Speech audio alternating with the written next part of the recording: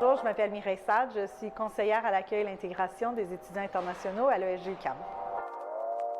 Journée type à l'ESG-UQAM, pour moi, je m'occupe des étudiants internationaux. Donc, la première étape, c'est toujours de vérifier mon courriel tous les matins parce qu'il peut y avoir des urgences qui peuvent se produire dans la soirée, dans la journée. Comme je suis un peu la maman des étudiants en programme d'échange, il peut y avoir toutes sortes de trucs entre, je sais pas moi, un accident d'auto, une hospitalisation, un échec d'examen, toutes sortes de circonstances qui peuvent avoir un impact sur la vie de l'étudiant. Donc, c'est toujours ma première priorité de vérifier par quel moyen qu'un étudiant aurait pu me contacter. Par la suite, étant donné que je travaille beaucoup avec l'international, les courriels, c'est sûr, c'est important parce qu'on reçoit beaucoup de demandes de l'étranger. Souvent, les étudiants ne sont pas encore arrivés ici, puis ils ont déjà plusieurs questions à répondre.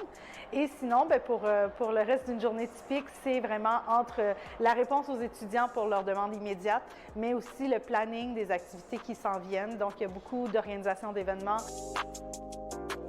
L'École des sciences de gestion de l'UQAM, en fait, c'est un établissement que j'ai connu avant même d'arriver à l'université. Donc, déjà étant jeune, au cégep, j'avais mon grand frère qui était étudiant ici, qui était président d'Asso étudiante. Et déjà, j'étais bénévole dans les activités des universitaires, alors que j'étais même pas encore à l'université.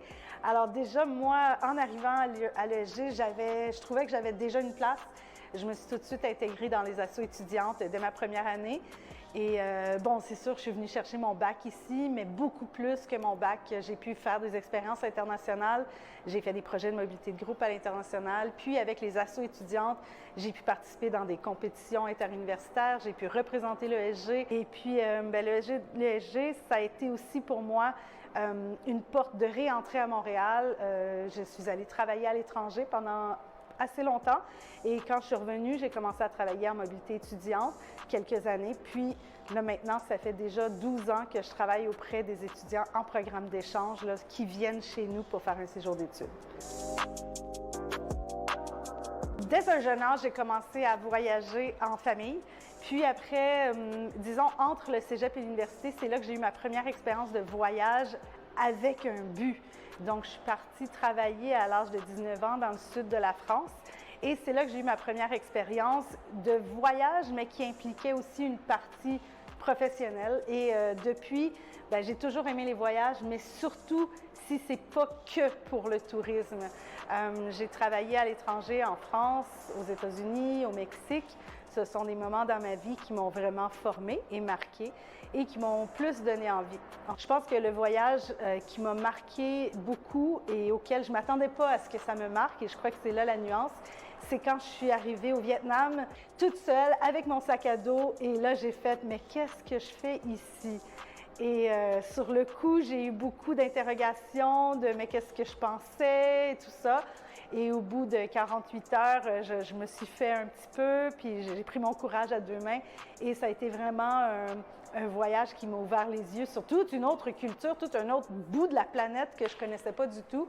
Et donc ça continue à me donner envie de voyager. Donc, les voyages très proches et très loin, je trouve qu'ils ont toujours cet aspect-là qui est très formateur. Et puis, plus on en connaît sur l'étranger, je crois, plus ça bâtit notre personne. Et c'est pour ça que je travaille à l'international, parce que j'aimerais tellement que nos étudiants partent en échange, mais plus.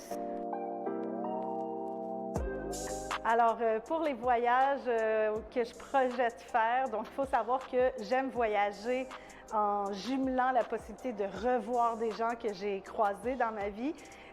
Donc là, en ce moment, j'ai des amis qui viennent de déménager pour travailler au Chili.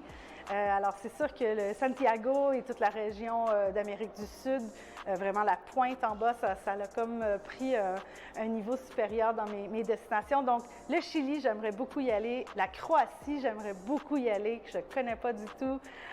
Puis aussi, peut-être une petite Tanzanie ou quelque chose d'un peu plus exotique. Enfin, je ne sais pas.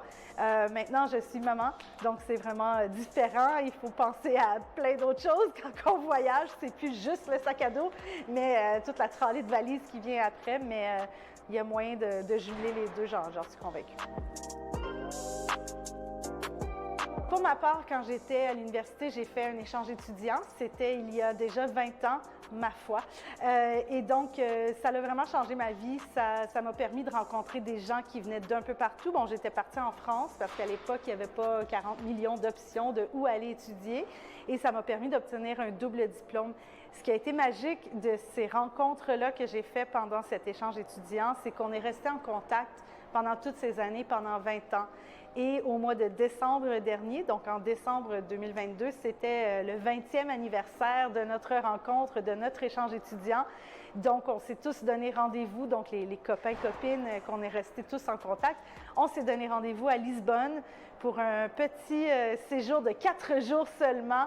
Et ce qui était vraiment magique, c'est qu'on était 7 amis qui étaient toujours ensemble pendant l'échange étudiant. Et aussi, bien sûr, on avait nos 8 enfants qui nous ont suivis. Donc, et maintenant, c'est de voir nos enfants qui se parlent. Ça nous donne espoir sur la future génération d'Erasmus. Alors, je crois que c'est un voyage qui m'a permis, moi, personnellement, de rallumer ma flamme, de me souvenir ce que ça peut faire un échange étudiant, pas seulement dans ton parcours académique, mais aussi dans ta vie. Alors voilà, c'était ma présentation. J'espère que vous en avez appris un petit peu plus sur moi. Et sinon, je vous invite à venir me voir. Je suis au Vice-Décanat aux études. J'ai une belle machine à café pour vous. On prendra un café, on discutera un petit peu plus de vos projets à l'international, mais surtout, comment sortir de sa zone de confort, parce que je crois que c'est vraiment là qu'on commence à vivre et à apprendre. Donc, sortez de votre zone de confort. Et voilà, Mireille Sade, votre conseillère à l'accueil et l'intégration à l'ESG UQAM.